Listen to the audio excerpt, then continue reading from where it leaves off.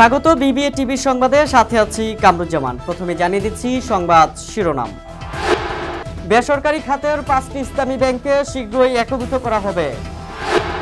দেশের রিজার্ভ বেড়ে 26.14 billion dollar. চট্টগ্রামের আড়তে শুরু হয়েছে পশুর চামড়া বিক্রি। সংকট কাটিয়ে নতুন রেকর্ডের পথে চট্টগ্রাম বন্দর। বিনিয়োগকারীদের নগদ লভ্যাংশ পাঠিয়েছে সিঙ্গার বাংলাদেশ। শুনছিলেন সংবাদ শিরোনাম, এবারে বিস্তারিত। আপনার শখের গাড়িটি নিয়ে চিন্তামুক্ত থাকতে চান?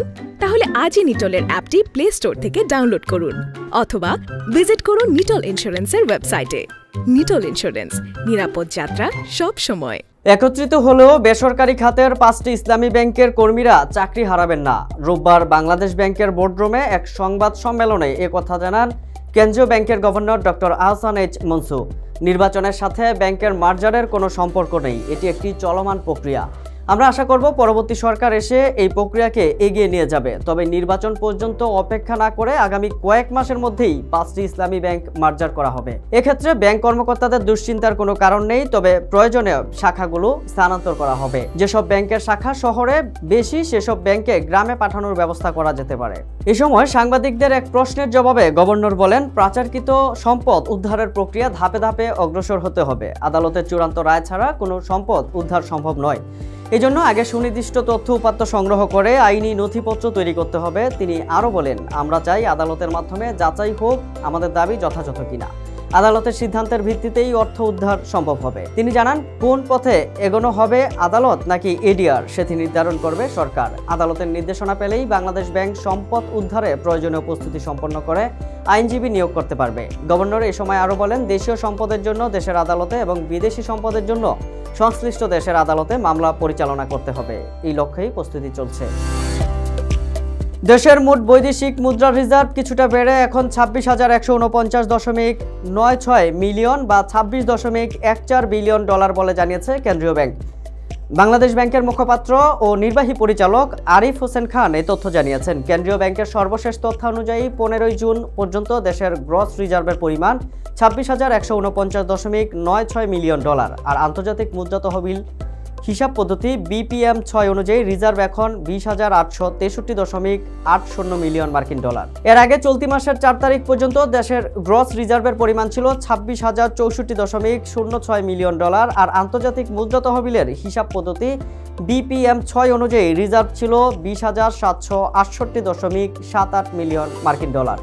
উল্লেখ্য, নিট রিজার্ভ গণনা করা হয় IMF এর BPM 6 পরিমাপ অনুসারে। মোট রিজার্ভ থেকে স্বল্পমেয়াদী দায় বিয়োগ করলে নিট বা প্রকৃত রিজার্ভের পরিমাণ পাওয়া যায়।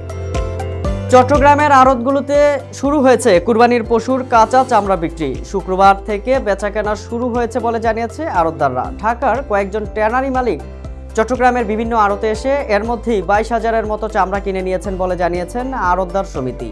RSM লেদার, পান্না লেদার, খোকন ট্যানারি ও চট্টগ্রামের রিফ লেদার এসব চামড়া কিনে নিয়েছে। 18 তারিখের পর আরও চামড়া কিনে নেবেন তারা। যদিও আড়তদারদের অভিযোগ, ঢাকার ট্যানারি মালিকরা সরকার নির্ধারিত মূল্যে চামড়া নিচ্ছেন না। সরকার লবণযুক্ত প্রতি বর্গফুট চামড়া 55 থেকে 60 টাকা নির্ধারণ করে দিয়েছে, যেখানে ট্যানারি মালিকরা দাম ধরছেন 38 থেকে 40 টাকা। এতে চট্টগ্রামের আড়তদাররা লোকসানের আশঙ্কা করছেন।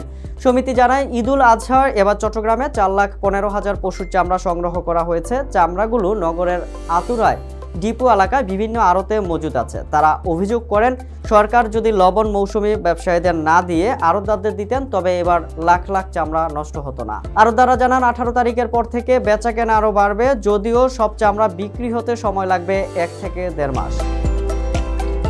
32.5 লাখ কন্টেইনার, 12 কোটি মেট্রিক টন কার্গো হ্যান্ডলিং ও 4,000 জাহাজ ভিড়িয়ে চলতি অর্থ বছরেই আগের সব রেকর্ড ভাঙতে যাচ্ছে চট্টগ্রাম বন্দর। অথচ অর্থ বছরের শুরুতে টানা 3 মাস রাজনৈতিক অস্থিরতার পাশাপাশি দীর্ঘস্থায়ী বন্যায় বিপর্যস্ত হয়ে পড়েছিল দেশের আমদানি রপ্তানি বাণিজ্য।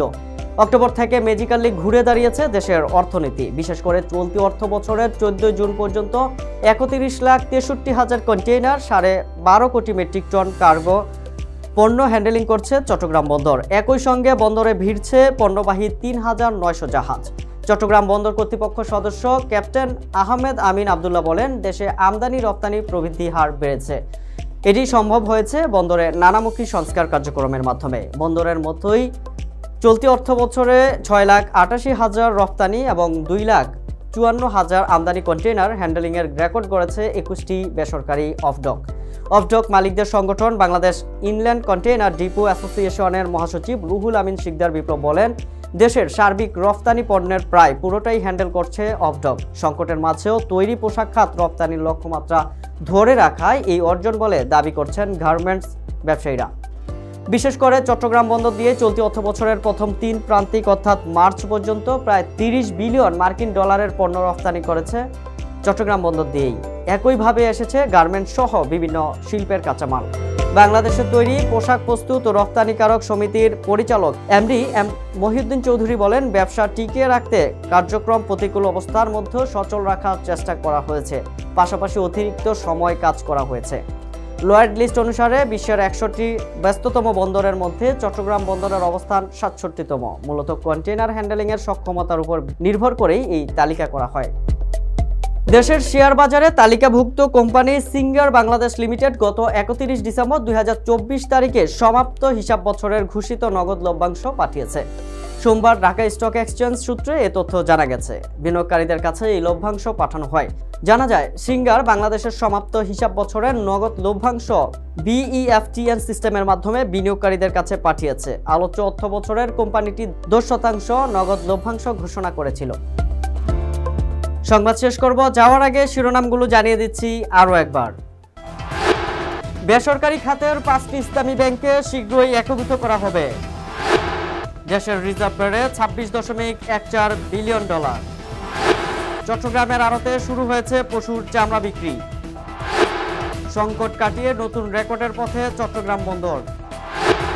বিনিয়োগকারীদের নগদ লভ্যাংশ পাঠিয়েছে সিঙ্গার বাংলাদেশ। বিবিএ টিভি সংবাদ এ পর্যন্তই। সর্বশেষ সংবাদ জানতে ভিজিট করুন youtube/BBA TV এবং ফেসবুকে লগ ইন করুন facebook/BBA TV। এছাড়াও আমাদের ওয়েবসাইট ভিজিট করতে পারেন www.bbatv.news। এতক্ষণ সঙ্গে থাকার জন্য ধন্যবাদ।